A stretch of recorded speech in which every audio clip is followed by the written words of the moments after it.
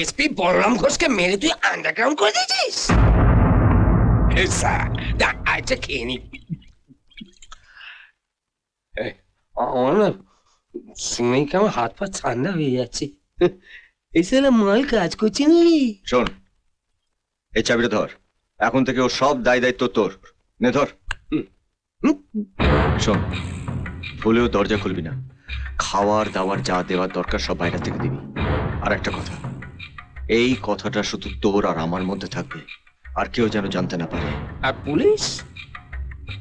শহরের এসপি গায়েব, পুলিশ তো সারা শহর ছুঁড়ে ফেলবে। সেই ব্যবস্থাও করে ফেলেছি। শোন, কাল সকালে এই চিঠিটা এসপি বলরাম ঘোষের স্ত্রীর হাতে দিয়ে আসবি। এই চিঠিটাকে যদি পুলিশ একবার বিশ্বাস করে ফেলে, তাহলে আমার কাজটা অনেক সহজ হয়ে উঠবে।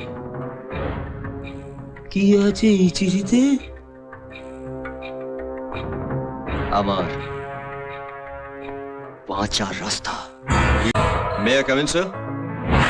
আরে অরুণ কুমার, এসো এসো এসো। Thank you, sir. এদিকে তো একটা সাংঘাতিক ঘটনা ঘটে গেছে। কি স্যার? বসো বলছি। Thank you, sir. আমাদের এসপি সাহেব একটা চিঠি লিখে রেখে ধম্মের টানে সংসার ছেড়ে সন্ন্যাসী হয়ে চলে গেছে।